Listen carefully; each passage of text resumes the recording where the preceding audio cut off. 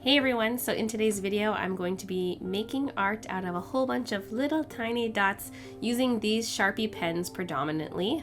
I've had these for so long, probably a year or so, and I intended to use them for a video and have not opened them yet, and so I finally did, and they're actually really nice.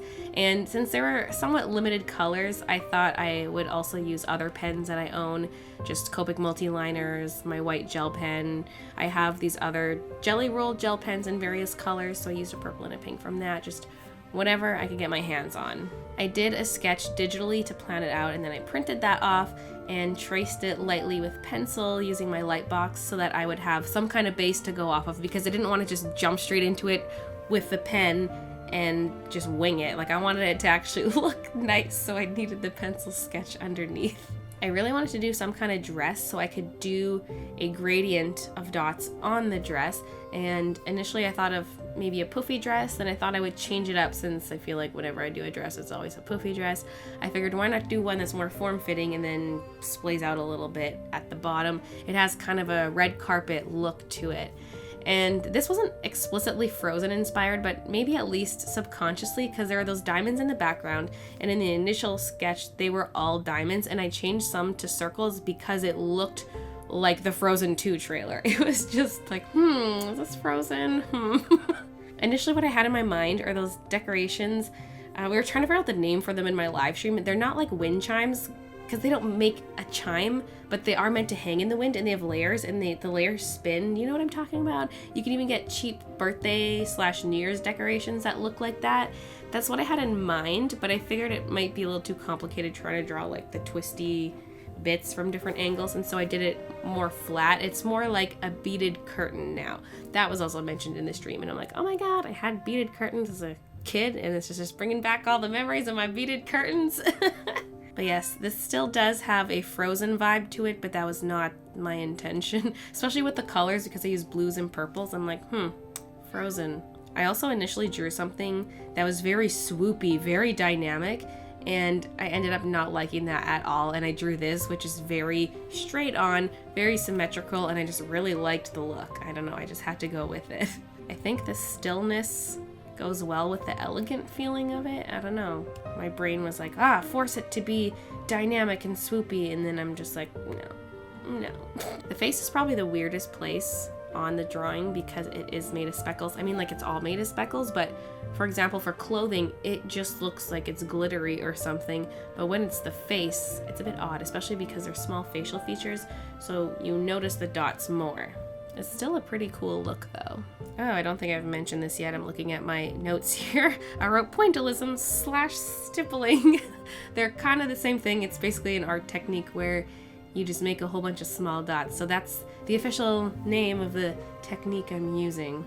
I thought pointillism was more of an art style, not a technique. I don't know if there's like a real difference between that, but when I Googled it, it said a painting technique, and I was like, oh.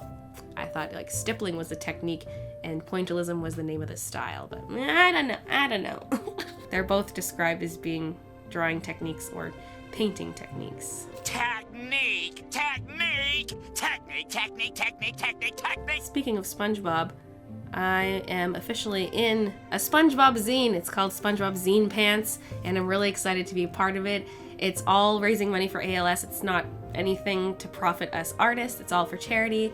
And I don't know, I'm super excited. I'll insert a picture of my sponge sona, which is basically me. We're supposed to make sponge sonas for the artist page, and then we're all assigned an episode from the TV show or from a scene from the movie or from the musical, and we have to draw based on that. And I got assigned the Sponge Who Could Fly. I'm so excited. That's one of my favorite episodes. I know all the songs in that episode by heart.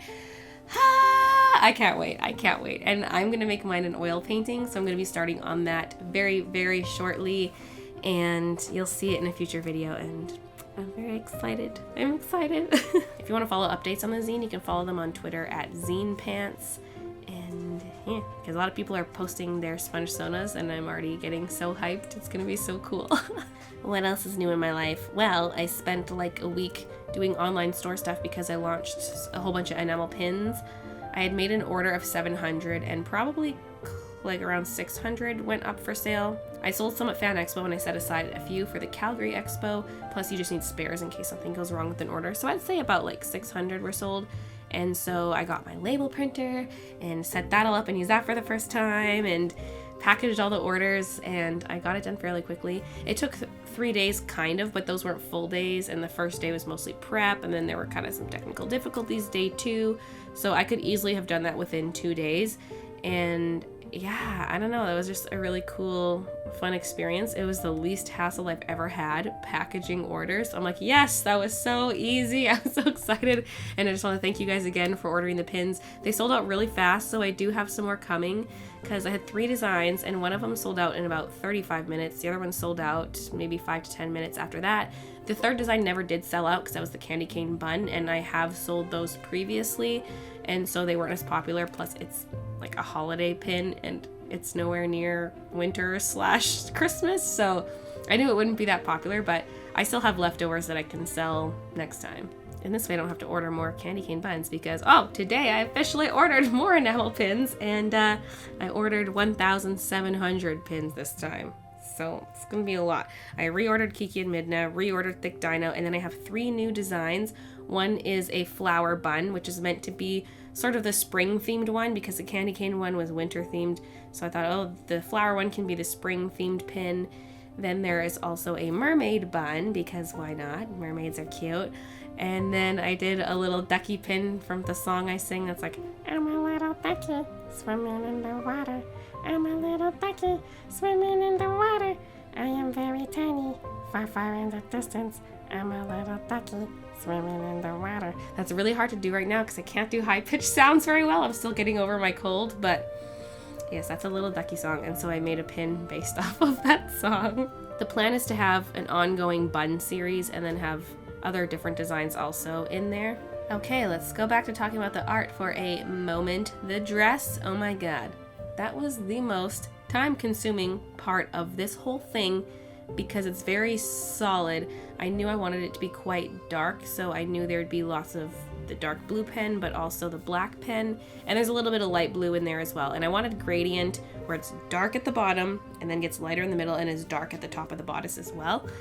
And thankfully those light areas saved me a bit of time, but the dark areas, those are pretty time consuming. I found that it was easiest if I just went in really dense from the get-go and slowly moved my way across the page, because if I just started peppering the dots everywhere and then tried filling it in, it was harder. But even if I went in super dense, super concentrated from the get-go, I always had to add more because you just underestimate how many dots you need. And so that dress definitely was the most time-consuming time. The silver parts of the dress didn't come across quite as well as I'd hoped because she has the silver chain going down. Well, it's kind of a chain. I picture it being discs that are slightly overlapping. There's the neck part and then the part that hangs around the belt, and then there's some in her hair, but they don't really show up that well. Like maybe I could have just left them pure white and they would have popped, like showed up better. Well, not so much on the chest because her skin was left white. I don't know. It was one of those tricky things where when you're working with the dots, I feel like there's only so much you can do. I mean, if you're drawing big enough, the possibilities are endless. But yes, I love the way the dress turned out. Very glitzy, looks glittery, looks glam. Love it. Then it was time to move on to the background, and I started with the beaded curtain things. I feel like I don't have a whole lot to say about it. I would do the outline with the darker pen and then do the lighter areas and then go back in and add more dark, mainly because, for example, with the purple, the light purple was made using a gel pen, and since that's opaque, it can cover the dark Sharpie, and so I would plan in where the outline is and then do all the light areas and then go on top with the dark dots, since the light ones would just cover the dark ones. I surprisingly wasn't too tempted to draw actual lines in this, except maybe at the beginning. There was one instance where I made the tiniest line. It was on the belt area. When I went to do the first circle on the belt, I moved maybe like a millimeter and I was like, no, it has to be dots. So technically I cheated in one spot, but it was totally by accident. For the rest of it, the habit was just there and I was fine doing the dots.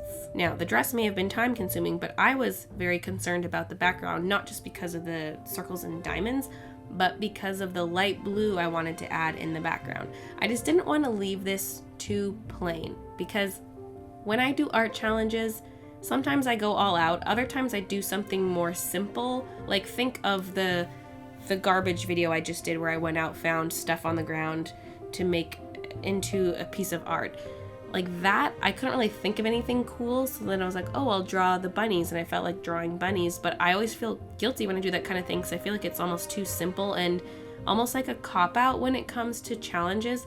And with this one, I really wanted to do something that was more similar to my usual art, something where I really put in my full effort and put in extra time, because sometimes I feel guilty putting too much time into challenge videos, because it's like, oh, it's just a challenge, like nothing's really going to come of this art. It's not something that could later on be a print or something.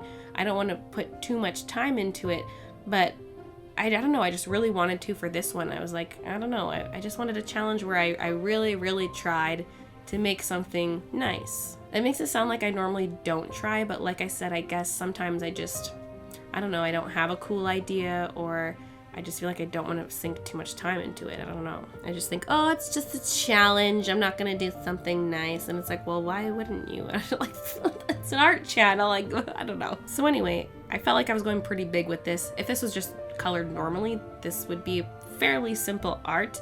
But because I was stippling the whole thing, that's what made this more extreme, because it was like a full sheet of paper and filling in most of the page with dots. That's pretty time consuming. But anyway, here is the finished art for this video. I hope you guys enjoyed it. I feel like there was a huge gap between my last video and this one, but that was because of all the store orders. So, you know, hopefully not too gappy going forward. My next video will be pretty soon, like within the next few days. So it's coming, it's coming. Thank you so much for watching, and I'll see you guys in my next video.